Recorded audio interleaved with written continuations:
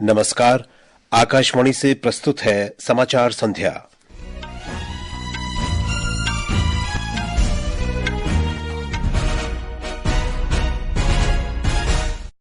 प्रधानमंत्री नरेंद्र मोदी ने कहा, जनजातीय क्षेत्रों के विकास के लिए शुरू की गई पीएम जनमन योजना दशकों से उपेक्षित क्षेत्रों को समान अधिकार सुनिश्चित कर रही है। कृषि मंत्री शिवराज सिंह चौहान ने कहा, उत्पादक और उपभोक्ता राज्यों के बीच मूल्य अंतर को कम करने के लिए परिवहन और भंडारण की लागत केंद्र सरकार वहन करेगी। वरिष्ठ वैज्ञानिक और भारत के परमाणु कार्यक्रम में महत्वपूर्ण भूमिका निभाने वाले डॉक्टर राजगोपाल चिदंबरम का निधन, प्रधानमंत्री ने शोक व्यक्त किया। उत्तर भारत में घने कोहरे के कारण दूसरे दिन दृश्यता कम रही, ट्रेन और उड़ान परिचालन प्रभावित। हॉकी इंडिया लीग में राउरकेला में शराची राढ़ बंगाल टाइगर्स ने दिल्ली एसजी पाइपर्स को 4-1 से हराया और इंडियन सुपर लीग फुटबॉल में एफसी गोवा ने ओडिशा एफसी को 4-2 से मात दी। समाचार संध्या के साथ मैं विशाल शर्मा। प्रधानमंत्री नरेंद्र मोदी ने गांवों को विकास और अवसरों के जीवंत केंद्रों में बदलकर ग्रामीण भारत को सशक्त बनाने के सरकार के दृष्टिकोण पर बल दिया है। प्रधानमंत्री ने कहा कि सरकार गांव के लोगों के लिए गरिमापूर्ण जीवन की प्राथमिकता के साथ वर्ष 2014 से निरंतर ग्रामीण भारत के लिए काम कर रही है। नई दिल्ली के भारत मंडपम में ग्रामीण भारत महोत्सव के उद्घाटन के बाद अपने संबोधन में प्रधानमंत्री ने ये बात कही। श्री मोदी ने कहा कि जनजातीय क्षेत्रों के विकास के लिए प्रधानमंत्री जनमन योजना कारगर साबित हुई है। हमने आदिवासी आबादी वाले इलाकों के विकास के लिए पीएम जनमन योजना शुरू की। जो इलाके दशकों से विकास से वंचित थे, उन्हें अब बराबरी का हक मिल रहा है। इन्हीं प्रयासों का परिणाम है कि 10 साल में देश के करीब 25 करोड़ लोग गरीबी से बाहर आए हैं और इनमें सबसे बड़ी संख्या हमारे गांव के लोगों की है। प्रधानमंत्री ने भारतीय स्टेट बैंक के हालिया अध्ययन का भी उल्लेख किया, जिससे पता चला है कि भारत में ग्रामीण गरीबी 2012 में लगभग 26% से घटकर 2024 में 5% से भी कम हो गई है। वित्त मंत्री निर्मला सीतारामन ने कार्यक्रम को संबोधित करते हुए कहा कि गरीबों, किसानों, युवाओं और महिलाओं के कल्याण तथा आर्थिक सशक्तिकरण के लिए कई योजनाएं लागू की जा रही हैं। वित्त मंत्री ने इस अवसर पर महिला सशक्तिकरण को लेकर सरकार की योजनाओं का उल्लेख किया। वुमेन्स एम्पावरमेंट के लिए आपने बहुत सारे काम कर रहे हैं। ड्रोन दीदी हो, लखपति दीदी हो, एसएचजीज के द्वारा महिला का सशक्तिकरण का कार्यक्रम हो, ऐसे एफपीओस में आज महिला हो, फार्मर प्रोड्यूसर ऑर्गेनाइजेशंस में और कोऑपरेटिव सोसाइटीज के द्वारा भी बहुत सारे महिला सशक्तिकरण के काम है और उसमें बजट के द्वारा भी प्रावधान किया गया है। प्रधानमंत्री नरेंद्र मोदी कल दिल्ली में 12,200 करोड़ रुपए से अधिक की लागत वाली कई विकास परियोजनाओं का उद्घाटन और शिलान्यास करेंगे। प्रधानमंत्री साहिबाबाद और न्यू अशोकनगर के बीच लगभग 4,600 करोड़ रुपए की लागत वाली दिल्ली गाजियाबाद मेरठ नमो भारत कॉरिडोर के 13 किलोमीटर के हिस्से का उद्घाटन करेंगे। कृषि और किसान कल्याण मंत्री शिवराज सिंह चौहान ने कहा है कि सरकार उत्पादक और उपभोक्ता राज्यों के बीच मूल्य के अंतर को दूर करने के लिए परिवहन और भंडारण की लागत वहन करेगी। श्री चौहान ने आज नई दिल्ली में राज्यों और केंद्र शासित प्रदेशों के कृषि मंत्रियों के साथ समीक्षा बैठक की और कृषि क्षेत्र की विकास दर पर चर्चा की। इस साल कृषि की जो विकास दर है, एग्रीकल्चर और एलाइड सेक्टर 3.5 से 4% के बीच रहने की संभावना है। इसके लिए मैं अपने किसान भाइयों को और सभी मंत्रीगणों को, सभी राज्यों को बधाई देता हूं, क्योंकि आप सबके परिश्रम से ही ये परिणाम आते हैं। श्री चौहान ने कहा कि प्रधानमंत्री किसान सम्मान निधि के अंतर्गत 11 करोड़ किसानों को 18 किस्तों में लगभग 3,46,000 करोड़ रुपए की राशि वितरित की जा चुकी है। उन्होंने कहा कि किसान क्रेडिट कार्ड पर कम ब्याज पर ऋण की व्यवस्था सहित अनेक उपाय किए गए हैं। ये समाचार हमारी वेबसाइट www.newsonair.gov.in और हमारे न्यूज ऑन एआईआर ऐप पर भी उपलब्ध हैं। केंद्रीय इलेक्ट्रॉनिक्स और सूचना प्रौद्योगिकी मंत्री अश्विनी वैष्णव ने कहा है कि डिजिटल व्यक्तिगत डेटा संरक्षण नियम 2025 के मसौदे में नागरिकों के डेटा और उनके अधिकारों की सुरक्षा के प्रावधान किए गए हैं। आकाशवाणी समाचार के साथ एक विशेष भेंट में श्री वैष्णव ने कहा कि मसौदा नियमों में नागरिकों के व्यक्तिगत डेटा की सुरक्षा के प्रावधान, बच्चों के लिए संभावित डिजिटल जोखिमों को रोकने के उपाय और नागरिकों को अपने अधिकारों का आसानी से उपयोग करने में सक्षम बनाने के प्रावधान शामिल हैं।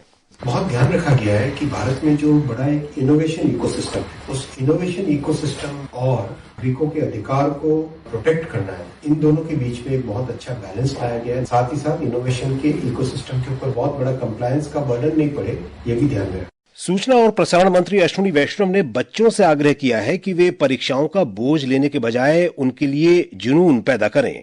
उन्होंने आज नई दिल्ली नगर पालिका परिषद के एग्जाम वॉरियर्स आर्ट फेस्टिवल में बच्चों के साथ बातचीत में कहा कि सिने अभिनेता और खिलाड़ी इसलिए अच्छा प्रदर्शन करते हैं क्योंकि उनमें अपने काम के प्रति जुनून होता है। चाहे विराट हो, चाहे रोनाल्डो हो, चाहे मेसी हो, ये सब भी दिन रात एग्जाम देते हैं। क्या वो टेंशन में होते हैं? ये उनका पैशन है, उसको काम की तरह नहीं लेते हैं। मेरे जब एग्जाम होते थे, एग्जाम से एक दिन पहले मैं सोचता था कि आज चलो फिल्म देखने चले। जब आप साल भर पढ़ाई कर लो, साल भर काम कर लो, साल भर उसकी तैयारी कर लो, तो एग्जाम का टेंशन एकदम प्रधानमंत्री नरेंद्र मोदी ने एक वीडियो संदेश में कहा है कि बच्चों पर बोझ परीक्षाओं का नहीं बल्कि महत्वाकांक्षाओं और अपेक्षाओं के कारण होता है। आपके अंदर एक मन में एक एम्बिशन पड़ा हुआ है, एक आकांक्षा पड़ी हुई है कि मुझे ये बनना है। उस बनने के लिए ये एग्जाम मेरे लिए जीवन मरण का मुद्दा है। अगर मैं विफल रहा या विफल रही तो आगे के सारे दरवाजे बंद हो जाएंगे, तो मैं शायद जीवन में निकम्मा हो जाऊंगा। ये टेंशन है। भारत के परमाणु कार्यक्रम में प्रमुख भूमिका निभाने वाले वरिष्ठ वैज्ञानिक डॉक्टर राजगोपाल चिदम्बरम का आज सवेरे मुंबई के एक अस्पताल में निधन हो गया। वे 88 वर्ष के थे। उन्होंने वर्ष 1974 में भारत के पहले परमाणु परीक्षण और 1998 में पोखरण द्वितीय परीक्षण कार्यक्रम में महत्वपूर्ण योगदान दिया था। डॉक्टर चिदम्बरम ने भारत सरकार के प्रधान वैज्ञानिक सलाहकार, भाभा परमाणु अनुसंधान केंद्र के निदेशक और परमाणु ऊर्जा आयोग के अध्यक्ष का पद भी संभाला था। उन्हें 1975 में पद्मश्री और 1992 में पद्म विभूषण से सम्मानित किया गया था। प्रधानमंत्री नरेंद्र मोदी ने उनके निधन पर शोक व्यक्त किया है। श्री मोदी ने कहा है कि डॉक्टर चिदम्बरम ने भारत के परमाणु कार्यक्रम में प्रमुख भूमिका निभाई। प्रधानमंत्री ने भारत की वैज्ञानिक और रणनीतिक क्षमताओं को मजबूत करने में उनके योगदान की सराहना की। प्रधानमंत्री नरेंद्र मोदी ने आज नई दिल्ली में भारतीय उद्यमी एआई कंपनी वीएनआई सिस्टम्स के मुख्य कार्यकारी अधिकारी विशाल सिक्का से बातचीत की। उन्होंने आर्टिफिशियल इंटेलिजेंस और देश पर इसके प्रभाव के बारे में विस्तार से चर्चा की। श्री मोदी ने एक सोशल मीडिया पोस्ट में कहा कि भारत नवाचार पर ध्यान केंद्रित करते हुए युवाओं के लिए अवसरों का सृजन करने के साथ आर्टिफिशियल इंटेलिजेंस में अग्रणी बनने के लिए प्रतिबद्ध है। ये समाचार आकाशवाणी से प्रसारित किए जा रहे हैं। ताजा समाचार जानने के लिए आप हमारे social media handle x@AIR News Hindi को फॉलो कर सकते हैं। सबके लिए सामाजिक सुरक्षा, अटल पेंशन योजना, मोदी जी का संकल्प। योजना उन नौजवानों के लिए है ताकि आप जब 60 साल के होंगे आपको कभी किसी के सहारे की जरूरत न पड़े, आप अपना बुढ़ापा भी गौरव के साथ बिता सको। अब तक इस योजना से 7 करोड़ से अधिक लाभार्थी जुड़ चुके हैं। अगर आप भी 18 से 40 साल की उम्र के हैं तो मासिक अटल पेंशन सहित योजना के 3 गारंटीड फायदों की जानकारी के लिए अपने बैंक शाखा से संपर्क करें। सिखों के 10वें और अंतिम गुरु गोविंद सिंह जी की जयंती के उपलक्ष्य में बिहार के पटना सिटी स्थित तख्त श्री हरिमंदिर साहिब में 3 दिवसीय प्रकाश उत्सव समारोह आज शुरू हुआ।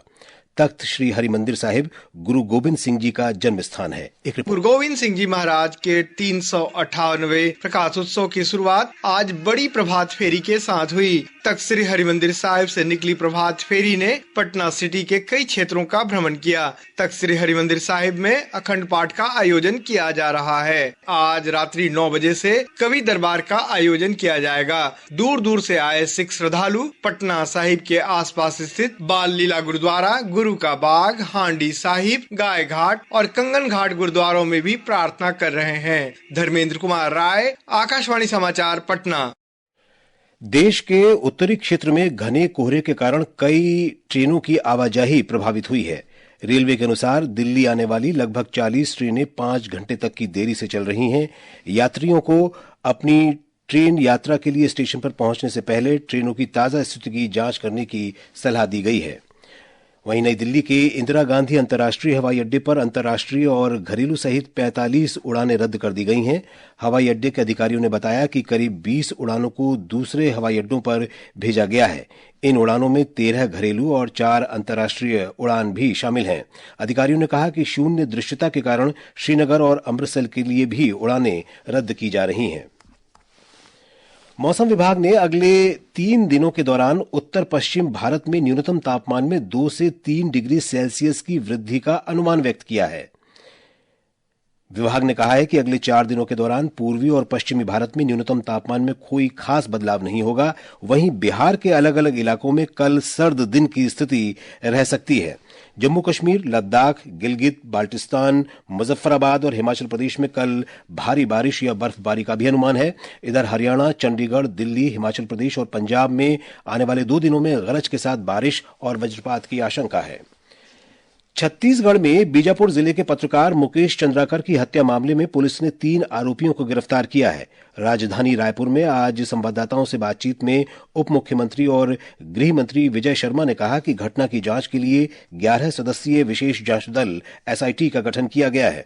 बस्तर संभाग के बीजापुर जिले के पत्रकार मुकेश चंद्राकर 1 जनवरी से लापता थे। कल देर शाम एक स्थानीय ठेकेदार के परिसर में बने सेप्टिक टैंक से उनका शव बरामद किया गया। ओडिशा के राउरकेला के हॉकी इंडिया लीग में श्राची राढ़ बंगाल टाइगर्स ने दिल्ली एसजी पाइपर्स को 4-1 से हरा दिया है। बंगाल के लिए जुगराज सिंह ने 2, सुखजीत और अभिषेक ने 1-1 गोल किया। इस समय हैदराबाद तूफान्स का मुकाबला गुनासिका से हो रहा है। ताजा समाचार मिलने तक दोनों टीम 1-1 गोल कर बराबरी पर हैं। भुवनेश्वर में Indian super league football tournament में गोवा एफसी ने ओडिशा एफसी को 4-2 से हरा दिया है। इस समय जमशेदपुर एफसी का मुकाबला बेंगलुरु एफसी से जारी है।